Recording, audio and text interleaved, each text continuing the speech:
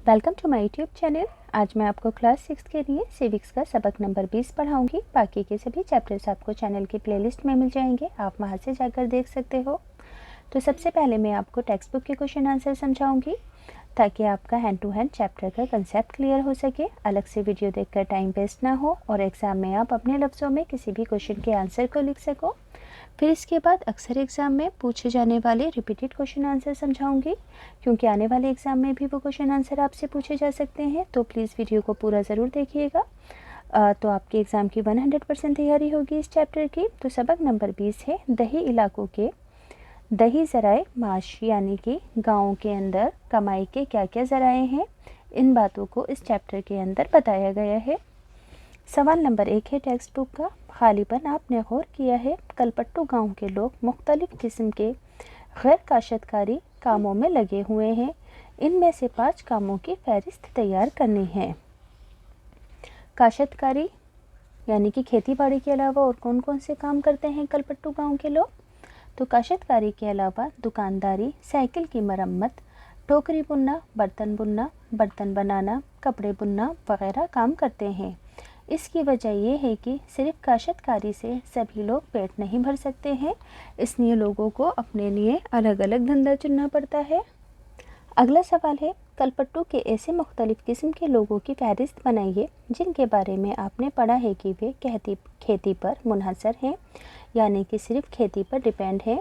उनमें से सबसे गरीब कौन है और क्यों? समझ में आया कि कलपट्टू के ऐसे मुख्तलिफ किस्म के लोगों की फहरिस्त यानी कि लिस्ट बनानी है जो कि सिर्फ खेती पर डिपेंडेंट हैं, और इनमें से सबसे गरीब कौन है और क्यों है? तो जवाब में लिखोगे कलपट्टू के लोग ज़राअती कामों पर ही इन्हिसार करते हैं, यानी कि खेती बाड़ी से रिलेटेड कामों पर ही डिपेंड है, मुबनी है। इन ज़राअती कामों में ज़राअती मजदूर छोटे किसान और बड़े किसान होते हैं। इनमें सबसे ज़्यादा गरीब ज़राअती मजदूर होते हैं जो कि दूसरों के खेतों में पैसे लेकर मजदूरी करते हैं, उन्हें रोज़ाना मजदूरी दी जाती है।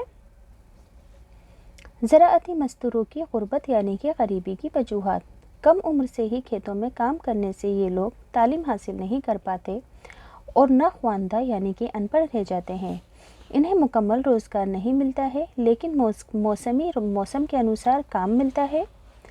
इनकी मजदूरी बहुत कम होती है, पर काम ना मिलने के डर से ये कम मजदूरी पर भी काम कर लेते हैं।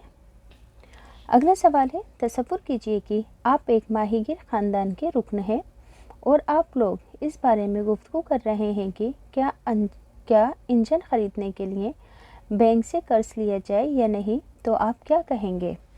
यानी कि यहाँ पर कहा गया है कि आप एक मछली बेचने वाले ख़ानदान के मेंबर हैं और आप लोग इस बारे में गुफ्तगू कर रहे हैं कि कश्ती में नाव में लगाने के लिए इंजन ख़रीदने के लिए बैंक से कर्ज़ा लिया जाए या नहीं, तो आप इस बारे में क्या कहेंगे? तो सबसे पहले मैं इससे होने वाली आमदनी पर गौर करूँगी, फिर उन लोगों से बात करूँगी जिनकी कश्तियों में इंजन लगे हुए हैं। इससे मुझे खर्च और कमाई दोनों का अंदाज़ा हो जाएगा। ख़ानदान के कम से कम 3 बालिग लोगों का इस काम के लिए होना ज़रूरी है, नहीं तो इंजन होने पर भी मछली मारने का काम ठीक से नहीं होगा। अगला सवाल है तुलसी जैसी देहात के गरीब मजदूरों को अक्सर व बेशतर तभी यानी कि डॉक्टरी सहूलियतों, अच्छे स्कूलों और दूसरे वसाइल तक रसाई यानी कि पहुँच हासिल नहीं होती। इस किताब के पहले यानी कि पहले बाब पहले चैप्टर में आप गैर बराबरी या अदम मसावत के बारे में भी पढ़ चुके हैं। तुलसी और रामालिंगम के दौरान यही अदम मसावत का फ़र्क है। क्या आप समझते हैं कि ये सही सूरत हाल है? आपके ख्याल में क्या किया जा सकता है? क्लास में बहस करनी है। अदम मसावत का ये फ़र्क मुनासिब नहीं है। काम और अहलियत के मुताबिक अजरत यानी कि कमाई पाने का हर एक शहरी को हक है। हमारा आइन एक फलाही स्टेट का तसव्वुर करता है। कलपट्टू गाँव में मजदूरों की तादाद होने से मजदूरी कम है। अगर तुलसी कम मजदूरी की वजह से काम नहीं करेगी तो उसकी जगह कोई और काम करने को तैयार हो जाएगा और वो भूखी भी मर सकती है। फिर ऐसी कंडीशन में ग्राम सभा की मीटिंग में मजदूरों की योमिया यानी कि रोज़ाना की मजदूरी तय की जानी चाहिए ताकि उनकी स्थिति में सुधार हो। रामालिंगम जैसे बड़े किसानों पर ग्राम पंचायत को टैक्स लगाना चाहिए। مرکزی حکومت کو ایسے قوانین پاس کر سکتی ہے جس کی وجہ سے دیہی غریبوں کی زندگی میں سدھار ہو سکے۔ اگلا سوال ہے، آپ کے خیال میں سیکر جیسے کسانوں کے لیے ایسی صورت میں حکومت کیا کر سکتی ہے جب وہ مقروض ہو جائیں؟ بحث کیجیے۔ دیہی ترقیاتی بینکوں سے آسان قسطوں پر قرض مہیا کرایا جائے تاکہ ٹھیکرے جیسے قرض مند قرض سے فارغ ہو سکیں۔ کسانوں کو پیداوار کی صحیح قیمت دلانے کے لیے کارپوریشن سوسائٹیاں کھولنی چاہیے تاکہ ان کا استحصال نہ ہو۔ گرام سبھا اور گرام پنچایت کی سطح پر غریب طبقے سے متعلق سبھی اطلاعات جمع کی جائے اور ہر سال اصلاحی منصوبے شروع کیے جائیں۔ سمجھ میں آئے؟ سوال میں بولا گیا ہے کہ غریب کسانوں کی استھتی میں سدھار لانے کے لیے سرکار کیا کیا کاریہ چلا سکتی ہے؟ تو دیہی ترقیاتی بینکوں سے آسان قسطوں پر ان کو لون مہیا کرا سکتی ہے، پیداوار کی صحیح قیمت دلوا سکتی ہے اور ان کی ترقی کے لیے اچھے اچھے منصوبے بنا کر انہیں آگے بڑھانے میں مدد کر سکتی ہے۔ سیکر اور رامالنگم کی حالت کا موازنہ کرنا ہے۔ تو سیکر کی زمین ہے 2 ایکڑ اور رامالنگم کی زمین ہے 20 ایکڑ۔ کوئی نہیں خود کا کام کرتا ہے، بڑی تعداد کے اندر کام ہے۔ قرض کھاد اور کیڑے مار دواؤں اور بیج کے لیے بالکل نہیں، وہ لوگوں کو کھاد اور بیج ادھار دیتا ہے، یعنی کہ رامالنگم امیر ہے اور سیکر غریب ہے۔ فصل کی فروخت ساہوکار یا بیوپاریوں کو بیچتا ہے سیکر، اور دھان کی مل کے لیے فصل کو کام میں لیتا ہے۔ دوسرے کام دھان کی مل میں کام بھی کرتا ہے سیکر، اور رامالنگم امیر ہونے کی وجہ سے دیگر اور کوئی کام نہیں کرتا ہے۔ اکثر ایگزام میں پوچھے جانے والے ریپیٹڈ کوشچن آنسر ہیں۔ دیہی کاشت میں کیا عدم مساوات ہے؟ دیہی علاقوں میں 60% آبادی زراعتی مزدور اور چھوٹے کسانوں کی ہے، جبکہ 40% بڑے کسانوں کی ہے۔ تلسی کا 1 میل دور سے پانی سر پر ڈھو کر لانا کیا ظاہر کرتا ہے؟ یہ گاؤں کی مظلوم حالت کی کھلی تصویر ظاہر کرتا ہے۔ حکومت کے ذریعے دیہی ترقیاتی منصوبے لاگو کیے جانے پر بھی کلپٹو جیسے گاؤں مقابلتاً بغیر وسائل کے کیوں دکھائی دے رہے ہیں؟ یعنی کہ بغیر سہولیت کے کلپٹو گاؤں کے لوگ گاؤں کیوں دکھائی دے رہے ہیں؟ بلکہ حکومت نے دیہی علاقوں کی ترقی کے لیے بہت سے کام کیے ہیں۔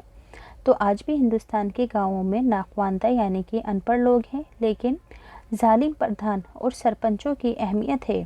سرکاری منصوبوں کی رقم کو یہ لوگ سرکاری افسران کے ساتھ مل کر بانٹ لیتے ہیں اور کلپٹو گاؤں کے لوگ رامالنگم جیسے امیر بن جاتے ہیں۔ اگلا سوال ہے، گاؤں میں آج اعلیٰ تعلیم یافتہ نوجوانوں کی کمی نہیں، پر پھر بھی دیہی علاقوں کی ترقی کیوں نہیں ہو پا رہی ہے؟ تعلیم سے حاصل ہونے والی اہلیت کا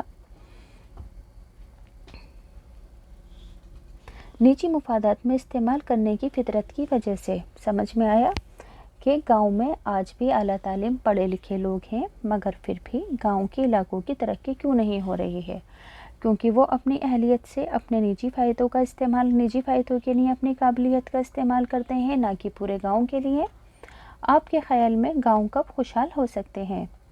جب انسان ہمارے آئین میں بیان کیے گئے شہری اور اس کے بنیادی فرائضوں کی اچھی طرح سے معلومات نہیں ہوتی ہے۔ سمجھ میں آئے؟ اگر ان کو اپنے فرائض کی اور اپنے بنیادی حقوقوں کی خود کو پہچان ہو گئی تو وہ اپنے حق کے لیے خود ہی لڑنے لگیں گے۔ اس سبق میں تلسی یہ کہہ کر کیا بتانا چاہتی ہے کہ اس کے میکے میں یہاں کے مقابلے میں مزدوری زیادہ ہے۔ تلسی یہ کہہ کر واضح کرنا چاہتی ہے کہ اس کے میکے میں وسائل زیادہ ہونے کی وجہ سے مزدوری کی شرح زیادہ ہے، اور جبکہ یہاں پر وسائل کم ہیں۔ دیہی علاقوں میں لوگوں کا ذریعہ معاش کا سب سے بڑا وسیلہ کیا ہے؟ یعنی کہ گاؤں کے علاقوں میں لوگوں کی کمائی کا سب سے بڑا ذریعہ کیا ہے؟ زراعت، یعنی کہ کھیتی اور کھیتی باڑی سے ریلیٹڈ کام لوگوں کی کمائی کا سب سے بڑا ذریعہ ہے۔ اس سبق میں تلسی اور سیکر کو ایک ساتھ کئی کام کیوں کرنے پڑتے ہیں؟ کیونکہ وہاں پر ان کو مزدوری بہت کم ملتی ہے۔ مکمل روزگار کی صورتحال نہ ہونے کی وجہ سے انہیں ایک ساتھ کئی کام کرنے پڑتے ہیں۔ اس سبق کا رامالنگم کون سے سماج کا نمائندہ ہے؟ زمینداری نظام کا۔ شادی کے بعد تلسی کو دھان کے پودے لگانے میں تکلیف کیوں ہوتی ہے؟ عمر کے بڑھنے، بچوں کی ذمہ داری آنے، بچپن سے مزدوری پر منحصر رہنے اور متوازن یعنی کہ بیلنس ڈائٹ نہ مل پانے اور گاؤں میں سہولیت کے نہ رہنے کی وجہ سے تلسی کو اب کام کرنے میں تکلیف ہونے لگی ہے۔ سیکر زراعتی کام کے علاوہ اور کون سے کام کرتا ہے؟ کھیتی باڑی کے علاوہ چھوٹا کسان ہونے کی وجہ سے سیکر کی زمین سے اتنی پیداوار نہیں ہوتی کہ سال بھر کا خرچہ چلایا جا سکے، اس لیے وہ کچھ مہینے رامالنگم کی دھان کی مل میں کام کرتا ہے۔ اگلا سوال ہے، چھوٹے کسان اپنے اناج کو بازار میں لے جا کر کیوں نہیں فروخت کرتے؟ فصل خراب ہونے کی وجہ سے یا کھاد بیج وغیرہ کے لیے انہیں ساہوکار یا بیوپاریوں سے قرض اس شرط پر دیا جاتا ہے کہ وہ اپنی فصل صرف اسی کو ہی دیں گے جس سے قرض لے رہے ہیں، بھلے ہی وہ اس کی قیمت بازار کی قیمت سے کم لگائیں۔ اگلا سوال ہے، تلسی کیا کام کرتی ہے؟ اس کا کام رمن کے کام سے کس طرح مختلف ہے؟ تلسی گھر کے کام کرنے کے ساتھ ساتھ کھیتوں میں مزدوری بھی کرتی ہے، اور جبکہ رمن اس کا پتی کھیتوں میں مزدوری کرتا ہے اور کھیتوں کے لیے ضروری اشیاء بھی باہر سے خرید کر لاتا ہے۔